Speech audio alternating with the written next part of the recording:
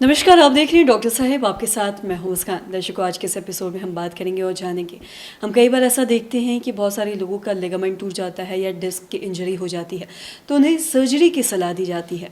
आज इस एपिसोड में हम बात करेंगे और ये जानेंगे कि बिना सर्जरी के वो कैसे ठीक हो सकते हैं फिजियोथेरेपी करवा के। और इससे भी खास बातचीत करने के लिए आज हमारे साथ मौजूद है डॉक्टर अर्चना अग्रवाल। आपको बता दें कि बिहार की जानी मानी फिजियोथेरेपिस्ट है। मैम नमस्कार, बहुत बहुत स्वागत है आपका।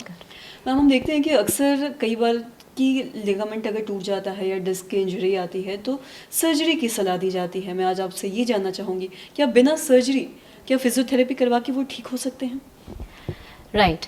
अगर लिगामेंट की बात करें तो अगर इनिशियल ग्रेड्स ऑफ इंजरी है, अगर ग्रेड 1 ग्रेड 2 इंजरी है और पेशेंट का सिम्टम्स बहुत सिवियर नहीं है और इन दैट केस हम लोग फिजियोथेरेपी से उसको कम्प्लीटली ठीक कर सकते हैं। लेकिन अगर कंप्लीट टियर है और पेशेंट्स का सिम्टम भी वैसा ही शो कर रहा है और फिजिकल एग्जामिनेशन से भी वही पता चल रहा है तो इन दैट केस पेशेंट को सर्जरी ही कराना होगा। और डिस्क इंजरी में भी सिमिलर है। अगर पेशेंट डिस्क इंजरी में बैक पेन यूजुअली लेकर के आता है, अगर पेशेंट का पेन स्पाइन में लोकेटेड है और वो पैर तक भी अगर जा रहा है तो in that case physiotherapy exercises, electrical modalities और मैनुअल थेरेपी से पूरा ठीक हो सकता है विथ सर्टन प्रिकॉशंस।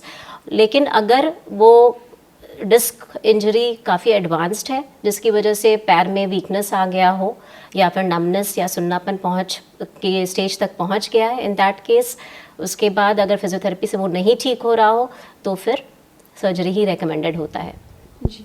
और साथ ही कई बार ऐसा भी देखा जाता है कि हड्डी टूट जाए, लिगामेंट टूट जाए या डिस्क में इंजरी आ जाए तो लोगों को ये भी नहीं समझ आ पाता कि लोग किस डॉक्टर के पास जाए। लोग सीधा हड्डी के डॉक्टर के पास जाते हैं, ऑर्थोपेडिक के पास जाते हैं। मैं आपसे जानना चाहूँगी, आप हमें ऐसी चीज़ें बताएं कि ऐसे कौन से लक्षण हैं जैसे वो देख के जो मरीज़ है या पेशेंट है वो फिजियोथेरेपी के लिए जाए। क्या कुछ ऐसे लक्षण हैं? देखिए, अगर कोई भी इंजरी के बाद अगर देखिए फ्रैक्चर, एक्सरे तो एक मैंडेटरी है। अगर पेशेंट गिरे हैं, चोट लगा है तो एक एक्सरे तो एक मैंडेटरी होता है। तो मैं तो एडवाइस यही करूँगी कि पहले ऑर्थोपेडिशियन के पास जाइए।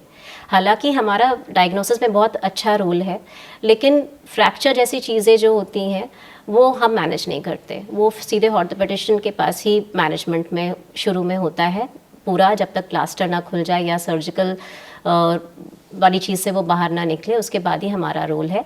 हमारा डायग्नोसिस का जो रोल है वो हम history taking, physical examination, physical special test से ही करते हैं। और उसमें भी अगर हम देखते हैं कि कुछ पेशेंट इम्प्रूव नहीं कर पा रहे तो हम लोग तुरंत फिर ऑर्थोपेडिशियंस या फिर और एक्सपर्ट्स जो है न्यूरोलॉजिस्ट, पीडियाट्रिशियन, कार्डियोपल्मोनोलॉजिस्ट, उनको रेफ़र कर देते हैं।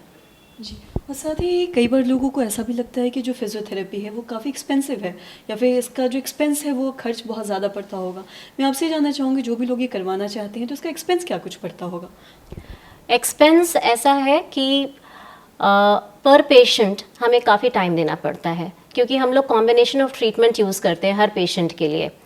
Electrotherapy plus exercise therapy plus manual therapy techniques, तो ये पूरा मिला करके मिनिमम 1 आवर से लेकर के न्यूरोलॉजिकल पेशेंट में तो शायद 3-3 घंटे भी लगते हैं। तो अकॉर्डिंगली फ़ीस होती है। अब फीस तो मिनिमम 500 से लेकर के 1000 रुपीज़ तक भी जा सकता है जी। पर सिटिंग। जी। और प्लस साथ ही ये भी जानना चाहेंगे, जो भी लोगों का ये थेरेपी चलता है तो ये कितने दिनों का थेरेपी चलता होगा? अगर एक पेशेंट है, उसका लिगामेंट में इंजरी हो या डिस्क में इंजरी हो तो कितने दिन का ये जो प्रोसीजर है यह चलता है? ये सब डिपेंड करता है किस ग्रेड की इंजरी है। अगर ग्रेड 1 इंजरी है तो कई patients, young patients specially 3 weeks में भी रिकवर कर जाते हैं, या फिर कुछ एडवांस्ड एज के पेशेंट्स हैं जिनका ग्रेड ऑफ इंजरी थोड़ा सा एडवांस्ड है तो उसमें 1.5 महीना भी लग सकता है, कभी 3 महीना भी लग जाता है। डायबिटिक पेशेंट्स में थोड़ा हीलिंग स्लो होता है तो उसमें ज़्यादा टाइम लगता है। मैम, बहुत बहुत शुक्रिया तमाम जानकारी देने के लिए। तो आशा करते हैं दर्शकों की जो तमाम जानकारी है आपके लिए लाभदायक रही हो। तो आज की इस वीडियो में इतना ही। अगर आपने अब तक हमारे चैनल को सब्सक्राइब नहीं किया तो तुरंत कर ले, साथ ही हमारे फेसबुक पेज को लाइक करें। वीडियो देखने के लिए आपका धन्यवाद।